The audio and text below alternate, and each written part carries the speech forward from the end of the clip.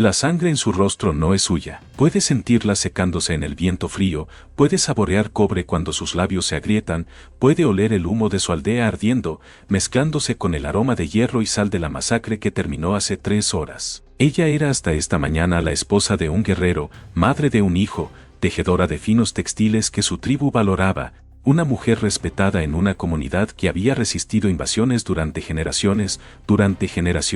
Ahora se arrodilla en el barro junto a 400 otras mujeres, sus joyas arrancadas, su ropa ceremonial desgarrada para exponer su cuerpo al viento de marzo, sus muñecas atadas con cuerdas que cortan su carne cada vez que se mueve. Alrededor de ella los soldados romanos se mueven entre las prisioneras con la eficiencia de hombres que han hecho esto muchas veces antes, separando a las jóvenes de las viejas, a las hermosas de las comunes, a las valiosas de las desechables, y vienen por ella. Ella lo sabe, porque un oficial romano la ha estado observando desde que comenzó la clasificación. Él está apartado de los soldados comunes, su armadura lo marca como centurión, uno de los hombres más poderosos en la jerarquía militar romana. Su rostro es severo de la manera en que los depredadores son severos, afilado y compuesto y totalmente sin misericordia. Él no le ha hablado, él no se ha acercado, él simplemente ha observado. Y su observación es peor que cualquier cosa que los soldados comunes puedan hacer. Él comienza a caminar hacia ella ahora. Lo que estás a punto de aprender ha sido sistemáticamente excluido de las historias que celebran la conquista romana del norte bárbaro. Los historiadores que documentaron las campañas militares de Roma se enfocaron en batallas y estrategias, en el genio de la organización militar romana, en la misión civilizadora que supuestamente justificaba la conquista de pueblos que habían vivido libremente durante siglos.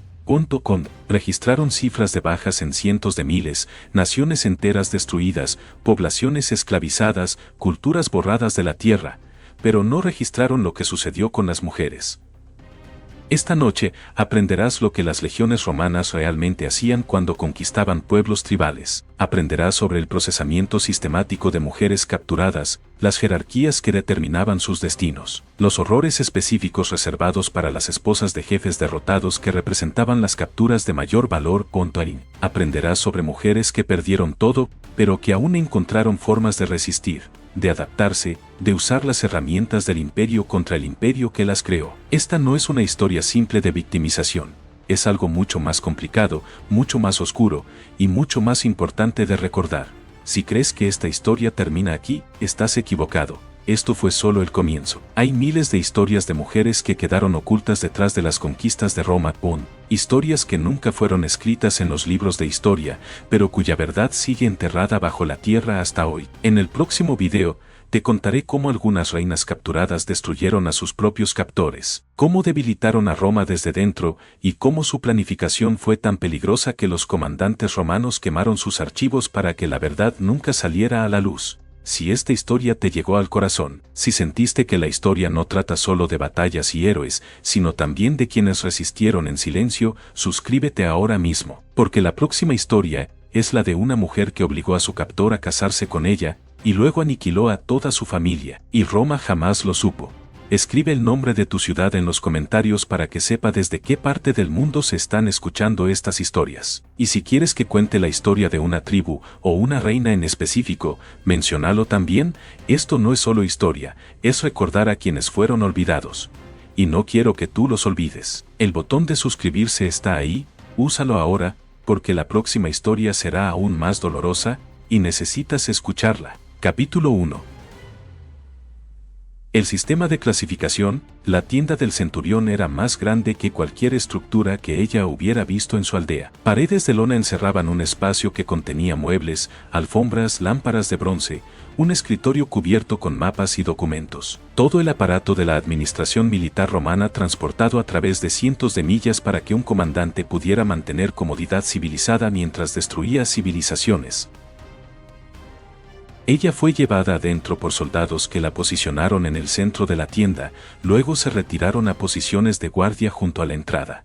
Ella estaba sola con el centurión. Él la rodeó lentamente, examinándola de la manera en que podría examinar un caballo que estaba considerando comprar. Su nombre era Marcus Tullius Rufus. Ella aprendería más tarde Un hombre de 35 años que había servido en 5 campañas diferentes, que había procesado miles de prisioneros, que conocía el valor exacto de cada tipo de mujer capturada según los estándares del mercado de esclavos romano. La esposa de un guerrero, dijo él, madre de un hijo que aparentemente ha desaparecido. Todavía estamos buscando. Tejedora según nuestros informantes locales, lo que significa que tienes habilidades que aumentan tu valor. Se detuvo frente a ella, sus ojos encontrándose con los de ella, y lo suficientemente joven y saludable como para servir para múltiples propósitos. Ella no dijo nada. Déjalo hablar, déjalo revelar lo que sabía y lo que no sabía. Tus habilidades de tejido son valiosas, continuó él, pero no lo suficientemente valiosas como para garantizar un trato especial. Serás vendida, probablemente a un comprador que necesite trabajadores textiles para una operación comercial o tal vez a un hogar rico que quiera una artesana para producción personal. El precio será decente, tal vez 3 o 4 veces lo que pagarían por una trabajadora agrícola común. Ella encontró su voz. Y mi hijo, tu hijo está siendo buscado. Cuando lo encontremos será evaluado por separado. Los niños varones son procesados de manera diferente a las mujeres. Su destino no está conectado al tuyo. Esa fue la primera lección que aprendió sobre el sistema romano. Las familias no significaban nada. Los lazos que habían definido su vida durante 26 años, esposa, madre, hermana, hija, fueron cortados en el momento de la captura. Ella era ahora una unidad individual de propiedad, valorada por sus atributos comerciales, procesada según categorías que no tenían nada que ver con quién había sido antes de la batalla. La segunda lección llegó esa tarde cuando fue trasladada del recinto de prisioneros a un área de espera más pequeña. Allí vio cómo funcionaba realmente la clasificación. Las mujeres mayores, las que tenían más de 40 años o que estaban demasiado débiles para trabajar eficazmente, eran separadas en un grupo que sería vendido en lote a comerciantes de esclavos que operaban en los mercados más baratos. Estas mujeres se convertirían en trabajadoras agrícolas, sirvientas domésticas para hogares pobres, cualquier propósito que requiriera mano de obra de bajo valor. Las mujeres de mediana edad con habilidades específicas, tejedoras como ella, cerveceras, ceramistas, mujeres con conocimientos artesanales, eran separadas en otro grupo. Ellas serían vendidas individualmente a compradores que querían sus habilidades específicas, y recibirían mejor tratamiento porque su valor dependía de mantenerlas lo suficientemente saludables como para continuar produciendo trabajo de calidad. Las mujeres jóvenes sin habilidades especiales pero con juventud y apariencia eran separadas en un tercer grupo. Su destino era más variado. Algunas serían vendidas como sirvientas domésticas, algunas como trabajadoras agrícolas, algunas terminarían en establecimientos a lo largo de caminos donde los viajeros pagaban por compañía. Y luego estaban las mujeres de alta categoría, las esposas de guerreros importantes, las hijas de familias nobles, las mujeres cuyo estatus en la jerarquía tribal se traducía en calidad percibida en el mercado de esclavos romano.com. Estas mujeres eran mantenidas separadas de los grupos más grandes, alojadas en tiendas custodiadas, procesadas con más cuidado porque representaban mercancía premium.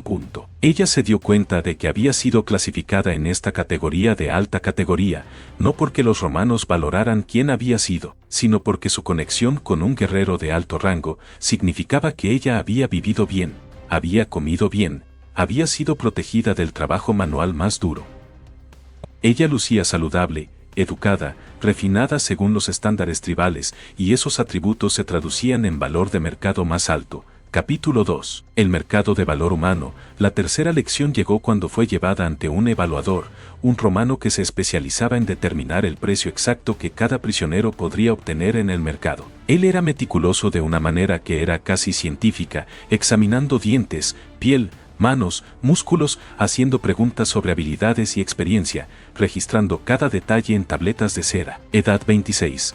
Dijo él en latín a un escriba que registraba sus observaciones. Salud excelente sin señales de enfermedad o lesión importante, dientes completos, lo cual es raro en esta población. Manos que muestran trabajo calificado pero no trabajo manual excesivo, consistente con su estado reportado como tejedora.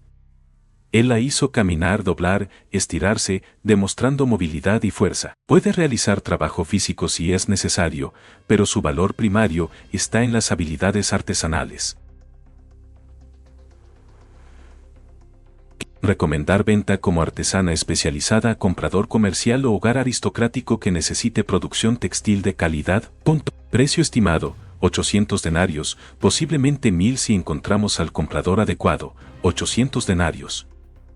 Ese era su valor según los cálculos romanos, aproximadamente el salario de 2 años para un soldado legionario, suficiente para comprar una pequeña granja en Italia, el precio de una vida humana reducido a una transacción comercial. El evaluador continuó, nota para el comprador, esta mujer tiene un hijo que actualmente está siendo buscado. Si el niño es localizado y el comprador desea adquirirlo también, se puede arreglar un precio de paquete. Los niños varones de su edad, aproximadamente 8 años según nuestros registros, generalmente se venden por 300 a 400 denarios, dependiendo de la salud y el temperamento. Un paquete de madre e hijo podría venderse por 1100 denarios a un comprador que valore mantener unida a la unidad familiar. Esa fue la primera esperanza que sintió desde la captura, la posibilidad de permanecer con su hijo, de ser vendida al mismo comprador, de mantener al menos esa conexión aunque todo lo demás hubiera sido destruido. Ella no sabía si su hijo había sido encontrado todavía, no sabía si los romanos realmente permitirían que permanecieran juntos, pero la posibilidad era algo a lo que aferrarse en medio de la desesperación. Esa noche, esa noche, en el área de espera custodiada, habló con otras mujeres que habían sido clasificadas como de alta categoría. Una de ellas era la esposa de un jefe menor, una mujer llamada Cara que había visto a su esposo ejecutado frente a ella después de la batalla. Cara había estado en cautiverio romano antes, capturada en una incursión hace años, luego rescatada cuando su tribu contraatacó y liberó a los prisioneros. Ella sabía cosas sobre el sistema que otras no sabían. Nos mantendrán aquí durante semanas, dijo Cara, tal vez meses, esperando el momento adecuado para vendernos. Los romanos no se apresuran con mercancía de alto valor. Esperan hasta que puedan llevarnos a un mercado principal donde los compradores ricos acuden, donde pueden organizar subastas que eleven los precios. Otra mujer preguntó qué tipo de compradores vienen a estos mercados. Comerciantes, dijo Cara, que necesitan trabajadores especializados para sus negocios. Aristócratas romanos que quieren sirvientes exóticos para impresionar a sus invitados. Oficiales militares que buscan concubinas o amas de llaves. A veces delegaciones de provincias distantes que buscan trabajadores para industrias específicas. La variedad es amplia, pero todos tienen una cosa en común. Buscan valor. Buscan personas cuyas habilidades o apariencia o estado justifiquen el precio premium. ¿Qué pasa con las esposas de jefes?, preguntó otra mujer. Cara se quedó en silencio por un momento. Las esposas de jefe son complicadas, dijo finalmente. Ustedes representan los trofeos más altos, las capturas que demuestran el poder romano más dramáticamente. A veces son compradas por coleccionistas ricos que quieren poseer algo raro y prestigioso. A veces son mantenidas por los propios comandantes militares como símbolos personales de victoria. A veces son dadas como regalos a políticos importantes en Roma, demostrando el acceso del donante a tesoros raros. Ella se detuvo, y a veces enfrentan tratamientos especiales antes de ser vendidas, entretenimientos reservados para prisioneros de alto valor que sirven para recordar a todos lo que sucede cuando se resiste a Roma. Nadie preguntó qué significaba entretenimientos especiales. Todas lo sabían. Habían escuchado a los soldados hablar, habían visto cómo ciertos prisioneros eran separados y llevados a áreas donde los gritos duraban horas. Todas sabían que los romanos tenían métodos específicos para degradar a las mujeres de alto estatus, métodos diseñados para maximizar la humillación y demostrar que ninguna posición en la sociedad bárbara significaba nada contra el poder romano. Capítulo 3. La espera y el miedo. Los días se convirtieron en semanas. El área de espera se convirtió en su mundo completo, un recinto cercado custodiado por soldados, donde 40 mujeres de alta categoría esperaban ser procesadas a través del sistema que determinaría sus futuros. Las rutinas se establecieron. Comida 2 veces al día, pan y sopa aguada, que era apenas suficiente para mantener la salud pero diseñada para minimizar los costos.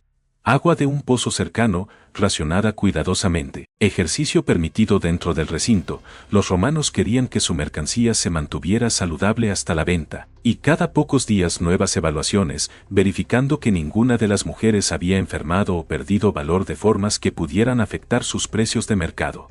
Ella usó este tiempo para aprender. Aprendió latín básico escuchando a los guardias hablar, palabras suficientes para comprender conversaciones simples. Aprendió sobre la estructura del ejército romano, observando cómo los oficiales interactuaban con soldados comunes, cómo las órdenes fluían a través de la jerarquía, cómo se tomaban decisiones. Aprendió qué guardias eran crueles y cuáles eran indiferentes y cuáles ocasionalmente mostraban rastros de algo que podría ser compasión. Y aprendió sobre lo que le sucedía a otros prisioneros, escuchando conversaciones entre guardias que asumían que las bárbaras no podían entender latín. Un guardia habló sobre el grupo de mujeres comunes que habían sido cargadas en carros y transportadas a un mercado de esclavos a 3 días de camino. Otro habló sobre los niños varones que habían sido separados de sus madres y enviados a campos de entrenamiento donde serían condicionados para servicio doméstico o trabajo agrícola. Un tercer guardia mencionó a un grupo de mujeres jóvenes que habían sido asignadas a cuarteles de oficiales para propósitos de hospitalidad, el eufemismo que todos entendían pero nadie declaraba directamente. Cada fragmento de información era valioso porque la ayudaba a comprender el sistema que la sostenía. Ella no estaba simplemente esperando pasivamente la venta. Ella estaba estudiando, preparándose, tratando de identificar oportunidades o vulnerabilidades que pudieran ser útiles cuando llegara el momento. La noticia sobre su hijo llegó 6 semanas después de la captura. Un oficial entró en el recinto y la llamó por nombre. «Tu hijo ha sido localizado», dijo él. «Él está vivo y sin daño. Ha sido clasificado como material de entrenamiento doméstico y será incluido en la próxima venta de lotes. Si desea ser vendida como parte de un paquete con él, debemos arreglar esto ahora. Los compradores pagan más por unidades familiares si creen que la madre será más cooperativa cuando el niño está presente». El alivio fue abrumador, físico, casi la hizo colapsar. Su hijo estaba vivo. Eso era lo más importante. Todo lo demás, la esclavitud, el futuro incierto, el trauma de todo lo que había sucedido, todo eso era secundario al hecho de que su hijo había sobrevivido. «Sí», dijo ella, «quiero ser vendida con mi hijo. Organiza el paquete». El oficial asintió. «El precio será 1.200 denarios para ambos. Eso limita a tus compradores potenciales a personas bastante ricas, pero aumenta la probabilidad de mejor tratamiento». Los compradores que pagan precios premium generalmente cuidan mejor su propiedad. Esa noche ella lloró por primera vez desde la captura, no de desesperación sino de algo más complicado, alivio y dolor y gratitud y furia todo mezclado junto. Su hijo estaba vivo pero era propiedad romana. Ella permanecería con él, pero como esclavos, no como familia libre. Habían sobrevivido, pero el precio de la supervivencia era todo lo que alguna vez habían sido. Cara, quien había estado observando en silencio, vino a sentarse junto a ella. «Has tomado la decisión correcta», dijo Cara suavemente. «El paquete de madre e hijo significa mejores compradores, mejor tratamiento, mayores posibilidades de que tu hijo crezca con algo parecido a la normalidad. No es libertad, pero es supervivencia, y la supervivencia es lo único que podemos controlar ahora». Otra mujer preguntó si los paquetes garantizaban que las familias permanecieran juntas permanentemente. Cara negó con la cabeza. «No», dijo. «Los compradores pueden separar paquetes más tarde si deciden que el arreglo no funciona, pero inicialmente permaneces junta, y eso te da tiempo para demostrar tu valor, para volverte indispensable, para crear una situación donde separarlos sea inconveniente para el propietario. Es una oportunidad, no una garantía, pero es mejor que la alternativa». Capítulo 8. La resistencia secreta, pero había otra historia desarrollándose debajo de la superficie, una historia de resistencia que los romanos no detectaron porque no estaban buscándola. En el taller de Priscus, ella había conocido a otra esclava, una mujer mayor llamada Mara, que había sido capturada en una campaña diferente décadas antes y quien llevaba conocimiento que nadie más sabía que ella poseía. Mara había sido una druida antes de la captura, una sacerdotisa iniciada en misterios que Roma había tratado de erradicar cuando conquistó las tierras tribales. Ella había mantenido su identidad secreta durante 20 años de esclavitud, nunca revelando lo que sabía, nunca practicando abiertamente rituales que habrían sido castigados como superstición peligrosa. Pero Mara había continuado preservando conocimiento, enseñando selección a esclavos que ella identificaba como confiables, manteniendo viva una tradición que Roma creía haber destruido. Mara se acercó a ella después de 3 años en el taller. «Observé cómo le enseñas a tu hijo», dijo Mara en voz baja durante un momento cuando ningún supervisor estaba cerca. «En que se serví. Vanos aumento al escondido y soñados se hacían culos ameno, cuacuna ananas y zonas humano. Eleonis conolis paracus. Observé cómo preservas la memoria de tu pueblo incluso cuando todo lo demás ha sido tomado. Eres alguien en quien se puede confiar con secretos que son más peligrosos que cualquier cosa que hayas arriesgado hasta ahora. Durante los siguientes meses, Mara le enseñó cosas que transformaron su comprensión de lo que era posible bajo la esclavitud. La red druida todavía existía, no como organización abierta, sino como conexiones secretas entre esclavos y personas libres que mantenían vivas las viejas tradiciones. Había esclavos en hogares a través de la provincia que estaban conectados a esta red, preservando conocimiento, pasando información, manteniendo canales de comunicación que los romanos no sabían que existían. Había personas libres en aldeas remotas que practicaban secretamente las viejas costumbres, que proporcionaban refugio para esclavos fugitivos que lograban escapar, que mantenían casas seguras que podrían ser usadas por personas que necesitaban ocultarse de las autoridades romanas. Y había una resistencia en curso, no la resistencia militar que Roma había derrotado en batalla, sino algo más sutil, más persistente, más difícil de erradicar. Personas que se negaban a olvidar quiénes habían sido, que enseñaban a sus hijos el idioma y las historias que Roma quería borrar, que mantenían identidades que no eran completamente romanas incluso mientras vivían bajo dominio romano. Mara la introdujo a esta red. Ella aprendió protocolos de contacto, señales que identificaban a personas que eran parte de la red, métodos para pasar información que parecían inocentes pero que transmitían mensajes específicos. Ella aprendió cómo identificar supervisores que podían simpatizar con la resistencia secreta, cómo construir relaciones que podrían proporcionar protección o recursos cuando fueran necesarios, cómo navegar el mundo esclavo de maneras que creaban oportunidades en lugar de simplemente soportar la opresión. Y ella comenzó a contribuir a la red usando su posición en el taller de Priscus.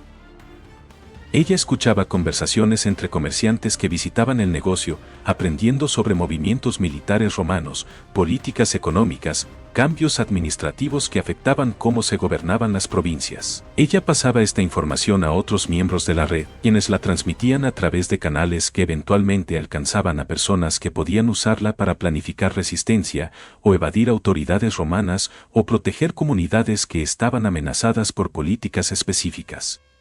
No era la clase de resistencia que cambiaba imperios o derrocaba gobiernos.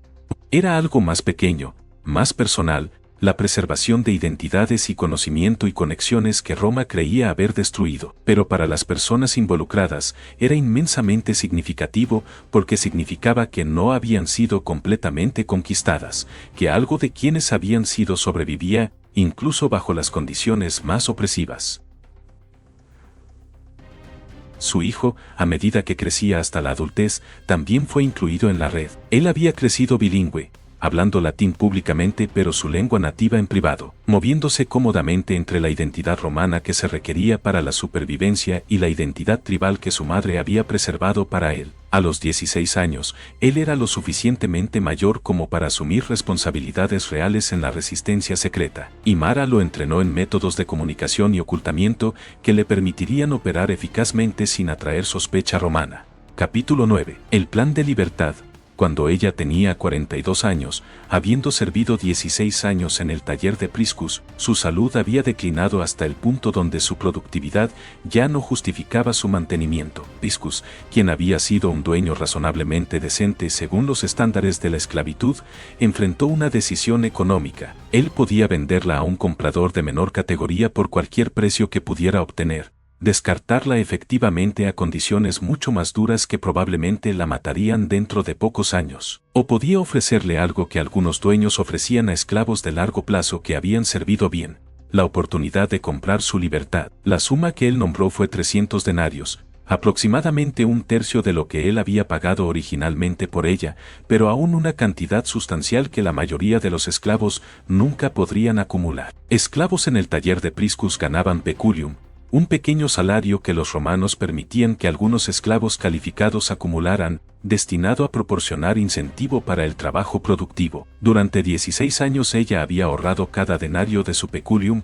viviendo de las raciones más básicas, sin comprar nunca comodidades que otros esclavos compraban, acumulando fondos que ella había planeado usar para comprar la libertad de su hijo cuando él tuviera edad suficiente para que su precio de compra disminuyera desde su valor pico. Pero ahora Priscus ofrecía su propia libertad, y ella tuvo que decidir si usar sus ahorros para liberarse a sí misma, o esperar hasta que pudiera liberar a su hijo. La decisión fue complicada por el cálculo de que su salud declinante significaba que podría no sobrevivir lo suficiente para ver a su hijo liberado si esperaba, pero que comprar su propia libertad ahora significaría que su hijo permanecería esclavo durante años más sin su presencia para protegerlo o guiarlo. Habló con Mara, quien aconsejó comprar la libertad inmediatamente.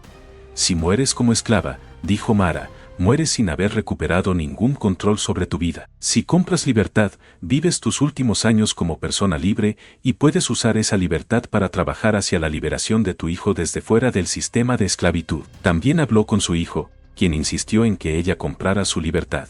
Tú has sobrevivido 16 años para alcanzar este momento, le dijo. No lo desperdicies esperando por mí. Yo soy joven y tengo tiempo. Compra tu libertad y usa lo que te queda de vida para vivir como la persona que fuiste antes de que Roma nos capturara. Ella aceptó la oferta de Priscus.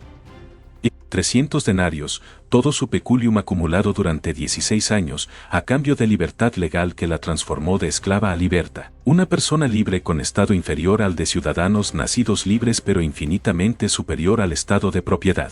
Capítulo 10. La vida como liberta. La vida como liberta fue extraña al principio. Ella ya no era propiedad, ya no estaba sujeta a los caprichos de un dueño, ya no obligada a seguir órdenes o realizar trabajo bajo amenaza de castigo, pero tampoco era completamente libre en las formas que importaban. Los libertas enfrentaban restricciones legales que limitaban dónde podían vivir, qué tipos de trabajo podían realizar, qué derechos tenían en disputas legales. Ellos ocupaban un espacio entre la esclavitud y la ciudadanía, legalmente libres pero socialmente marcados como antiguos esclavos, aceptados en algunos contextos pero excluidos de otros. Ella encontró trabajo como tejedora independiente, produciendo textiles para clientes que pagaban por pieza en lugar de poseerla directamente. El ingreso era modesto pero era suyo, ganado a través de su propia labor en lugar de extraído por un dueño. Ella alquiló una pequeña habitación en un distrito donde vivían libertas y esclavos y personas libres pobres, un área donde su estado como antigua esclava no atraía atención particular, y continuó su trabajo con la red de resistencia secreta, ahora con más libertad para moverse y comunicarse de lo que había tenido como esclava. Durante los siguientes años, usó su libertad para fortalecer las conexiones de la red. Ella viajó entre ciudades, aparentemente para negocios textiles pero realmente para reunirse con otros miembros de la red, para pasar información, para coordinar actividades que preservaban conocimiento e identidad tribal en una era cuando Roma esperaba que esas identidades desaparecieran. Ella enseñó a jóvenes libertas y esclavos su idioma y tradiciones, manteniendo viva la memoria de culturas que Roma había intentado erradicar. Ella ayudó a esclavos fugitivos a encontrar casas seguras, proporcionando conexiones que les permitían desaparecer en territorios donde las autoridades romanas tenían menos control. Y ella trabajó gradualmente para acumular los fondos que le permitirían comprar la libertad de su hijo cuando él alcanzara la edad cuando su valor como esclavo declinaría lo suficiente como para hacer la compra posible. Su hijo tenía ahora 24 años, un hombre completamente crecido que servía como administrador de nivel medio en el hogar de Priscus. Su valor había aumentado con su entrenamiento y experiencia, pero también comenzó a declinar a medida que pasaba del pico de edad para trabajo doméstico. Priscus, sabiendo que el hijo tenía una madre liberta que probablemente intentaría comprar su libertad, estableció un precio de 900 denarios, una suma que tomaría años acumular pero que era al menos teóricamente alcanzable. Ella trabajó incansablemente durante 5 años más, ahorrando cada moneda posible, vendiendo textiles en cada mercado al que podía viajar, tomando encargos que pagaban precios premium por trabajo especializado. Su salud continuó declinando, El daño de 16 años de trabajo esclavo agravado por las largas horas que ahora trabajaba como tejedora independiente. Ella sabía que probablemente no viviría muchos años más, que su cuerpo se estaba desgastando más rápido de lo que podía recuperarse, que estaba empujándose hacia la muerte prematura en el esfuerzo por acumular suficiente dinero. Pero la alternativa, morir dejando a su hijo en esclavitud, era inaceptable para ella. Cuando ella tenía 49 años, habiendo acumulado 800 denarios a través de 5 años de trabajo que la había dejado físicamente devastada, Mara le ofreció una solución que ella nunca había considerado. La red tenía fondos, recursos acumulados durante décadas de resistencia secreta, dinero que había sido reservado para emergencias o para proyectos que servían los objetivos de la red. La liberación de su hijo, Mara argumentó, servía a esos objetivos porque él era valioso para la red. Un hombre que podía moverse entre mundos, que hablaba múltiples idiomas, quien entendía tanto la cultura romana como la tribal, quien podría eventualmente asumir roles de liderazgo en la preservación de identidades que Roma quería destruir. La red contribuiría a los 100 denarios restantes que necesitaba para comprar la libertad de su hijo, con el entendimiento de que él continuaría sirviendo a la red después de la liberación, usando su libertad para fortalecer la resistencia secreta que había mantenido vivas las tradiciones tribales bajo dominio romano. Ella aceptó la oferta con gratitud que iba más allá de las palabras. Un mes después, ella y Mara se acercaron a Priscus con 900 denarios y una solicitud formal para comprar la libertad de su hijo. Priscus aceptó la transacción sin vacilación. Él había sido un dueño pragmático que trataba la esclavitud como negocio, y vender un esclavo envejecido por una buena ganancia tenía sentido económico incluso si significaba perder un administrador experimentado. Los documentos legales fueron preparados, el dinero fue intercambiado, y su hijo fue legalmente liberado de la esclavitud después de 24 años de servicio. La transformación de esclavo a liberto fue instantánea en estatus legal pero gradual, en realidad psicológica, malo con el paciente hace largo. Su hijo necesitó meses para ajustarse a la libertad, para entender que ya no estaba sujeto a órdenes, que podía tomar decisiones sobre su propio tiempo y trabajo y futuro. Pero gradualmente se adaptó, encontrando trabajo como escriba. Su alfabetización y conocimiento de múltiples idiomas, haciéndolo valioso en una sociedad donde relativamente pocas personas podían leer y escribir con fluidez. Capítulo 11. Los últimos años. Ella vivió 4 años más después de la liberación de su hijo. 4 años durante los cuales ella vio a su hijo construir una vida como hombre libre, durante los cuales ella continuó contribuyendo a la red de resistencia secreta, durante los cuales ella enseñó a tantos jóvenes como pudo encontrar sobre las tradiciones y el idioma de su pueblo. Su salud se deterioró constantemente. El daño acumulado de 2 décadas de trabajo había quebrado su cuerpo de maneras que no podían ser reparadas. Ella sufrió de dolor crónico, de fatiga que hacía incluso las tareas simples agotadoras, de enfermedades que su sistema debilitado no podía combatir eficazmente. Pero ella continuó trabajando porque el trabajo le dio propósito, porque enseñar a otros le dio significado a todo lo que había soportado, porque ver a su hijo libre y próspero le permitió sentir que su supervivencia había logrado algo más allá de simplemente prolongar su propia existencia. Cuando tenía 53 años, una enfermedad respiratoria que había estado empeorando durante meses finalmente se volvió lo suficientemente severa como para confinarla a su habitación. Su hijo se quedó con ella durante las últimas semanas, cuidándola de la manera en que ella lo había cuidado durante su niñez en esclavitud. Mara visitó frecuentemente, trayendo medicinas que proporcionaban algún alivio, pero que no podían detener el deterioro. Otros miembros de la red vinieron a presentar respetos, reconociendo que ella había sido parte de algo más grande que su propia vida individual, que había contribuido a la preservación de conocimiento e identidad que de otro modo habría sido perdido. Durante una de sus últimas conversaciones, su hijo le preguntó si se arrepentía de cómo había vivido su vida después de la captura, si ella desearía haber tomado decisiones diferentes, haber encontrado formas de resistir que habrían sido más dramáticas aunque menos exitosas. Ella consideró la pregunta cuidadosamente. No me arrepiento de la supervivencia, le dijo. Me arrepiento de lo que se necesitó para sobrevivir, de los compromisos que tuve que hacer, del trabajo que tuve que realizar para dueños que nos poseían. Pero la alternativa a la supervivencia era la muerte, y la muerte habría significado que tú nunca crecerías hasta la edad adulta, que las cosas que sé habrían muerto conmigo, que Roma habría ganado completamente. Sobreviví porque la supervivencia era resistencia. Adaptarme era resistencia. Preservarte a ti y al conocimiento que heredaste era resistencia. No todo acto de resistencia es dramático. Algunos son silenciosos y duran décadas y logran cosas que las batallas no pueden lograr. Ella murió en una tarde de primavera, rodeada por su hijo y por Mara y por otros miembros de la red que la habían conocido como maestra y luchadora de resistencia y sobreviviente que se había negado a permitir que Roma tuviera el final que esperaban. Sus últimas palabras fueron en su lengua nativa, el idioma que había enseñado a su hijo en secreto, el idioma que había mantenido vivo a través de décadas cuando Roma esperaba que desapareciera. Ella había sido esposa de un guerrero, madre de un hijo, tejedora de textiles finos, esclava durante 16 años, liberta durante 8.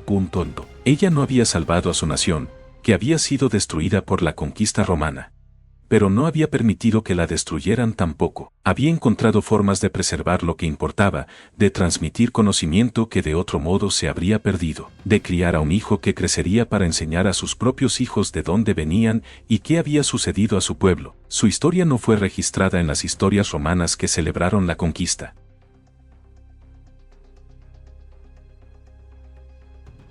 Su nombre no apareció en documentos que detallaban batallas y victorias, pero su vida, y las vidas de miles de mujeres como ella, representaron algo que los historiadores romanos no registraron. Resistencia que no tomó la forma de rebelión militar, adaptación que no significó rendición completa. Supervivencia que preservó identidades que Roma intentó borrar. Capítulo 12. El legado de las esposas olvidadas, lo que los soldados romanos hicieron a las esposas de jefes tribales derrotados, era indecible en las formas que los romanos registraron. Los historiadores escribieron sobre batallas ganadas y territorios conquistados y pueblos pacificados. Escribieron sobre cifras de bajas y botines capturados y triunfos celebrados en Roma, pero no escribieron sobre el procesamiento sistemático de mujeres, sobre las clasificaciones y evaluaciones y subastas que transformaron a los seres humanos en mercancía. No escribieron sobre los entretenimientos especiales reservados para prisioneros de alto valor, sobre las humillaciones específicas diseñadas para quebrar la dignidad junto con la libertad. No escribieron sobre las décadas de esclavitud que siguieron a la captura, sobre las vidas vividas bajo la propiedad completa de otros, sobre las adaptaciones y resistencias secretas que hicieron posible la supervivencia. Estas historias fueron excluidas no porque fueran desconocidas, sino porque no encajaban en las narrativas que Roma quería contar sobre sí misma. Roma se veía a sí misma como llevando civilización a pueblos bárbaros, como extendiendo orden y ley y progreso a regiones que supuestamente necesitaban dominio romano. Reconocer lo que realmente sucedía a las mujeres capturadas habría contradicho esa narrativa de autojustificación. Habría revelado que la conquista significaba terror y destrucción y la aniquilación de culturas enteras. Pero las mujeres que vivieron estas experiencias dejaron trazas que los historiadores cuidadosos pueden encontrar si saben dónde buscar. Registros de subastas de esclavos que documentan precios y categorías y características de mercancía humana. Cartas de dueños de esclavos discutiendo la gestión de propiedad humana. Referencias ocasionales en literatura romana a costumbres tribales preservadas por esclavos que habían sido capturados en guerras. Evidencia arqueológica de redes de resistencia que operaban secretamente bajo dominio romano. Estas trazas no cuentan historias completas.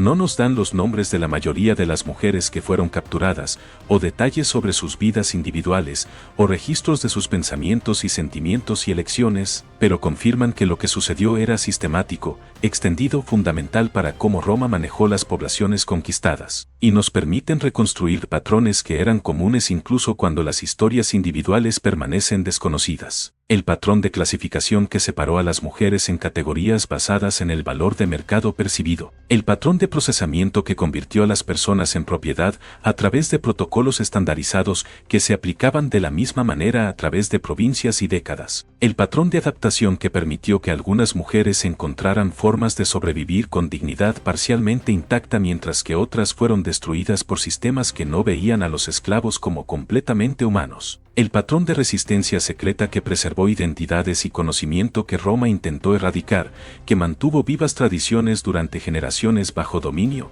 que esperaba que esas tradiciones desaparecieran. Estas mujeres no fueron víctimas pasivas de la conquista romana. Algunas fueron quebradas por lo que les sucedió, sí, destruidas por el trauma y el abuso y las condiciones que no permitían la supervivencia. Pero otras encontraron formas de adaptarse, de resistir, de usar las herramientas del imperio contra el imperio que las había esclavizado. Ellas aprendieron latín y leyes romanas y métodos romanos, no porque aceptaran el dominio romano, sino porque entender los sistemas de poder les daba oportunidades de navegar esos sistemas de maneras que preservaban lo que importaba para ellas.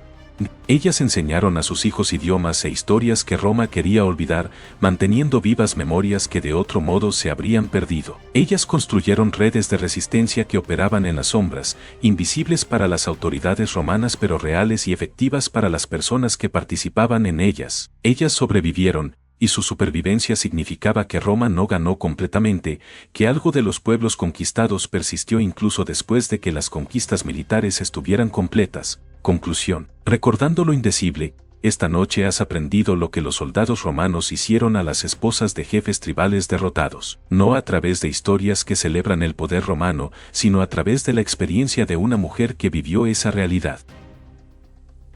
Has aprendido sobre la clasificación y el procesamiento y la subasta que transformó a los seres humanos en mercancía. Has aprendido sobre las diferentes categorías de esclavitud que esperaban a las mujeres capturadas, desde trabajo calificado en condiciones relativamente decentes hasta degradación sistemática diseñada para quebrar la dignidad junto con la libertad. Has aprendido sobre adaptaciones que hicieron posible la supervivencia, sobre resistencia secreta que preservó identidades que Roma intentó destruir, sobre el costo de la supervivencia medido en décadas de trabajo y salud quebrada, y libertad que nunca fue completamente recuperada incluso después de la manumisión legal.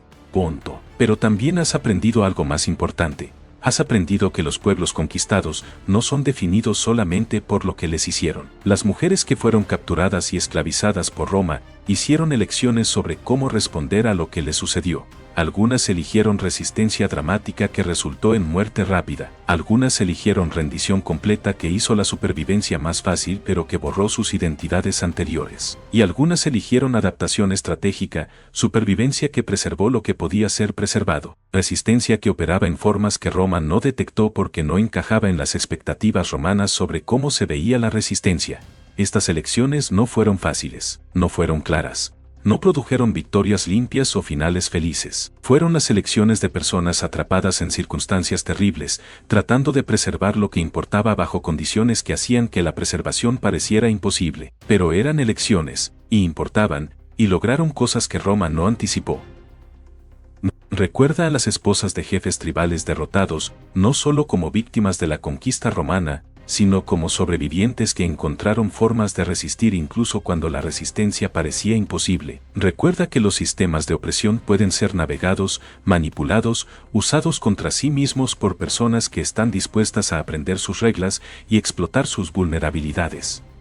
Recuerda que la supervivencia en sí misma puede ser una forma de resistencia cuando la alternativa es el borrado completo. Recuerda que las historias que los imperios cuentan sobre sí mismos están siempre incompletas, siempre diseñadas para justificar poder en lugar de examinar sus costos. Y recuerda que la historia completa requiere escuchar las voces que fueron excluidas de las narrativas oficiales. Requiere buscar las trazas dejadas por personas cuyas vidas no fueron registradas, pero cuyas experiencias fueron reales y cuyo legado persiste en formas que los conquistadores no comprendieron. Las esposas de jefes tribales derrotados enfrentaron horrores que eran literalmente indecibles en el sentido de que Roma no los hablaría directamente en sus historias oficiales. Pero esos horrores fueron reales, fueron sistemáticos, fueron fundamentales para cómo Roma construyó su imperio, y las mujeres que sobrevivieron esos horrores hicieron cosas que vale la pena recordar, no porque fueran heroicas en formas que reconoceríamos fácilmente, sino porque demostraron que incluso bajo las condiciones más opresivas,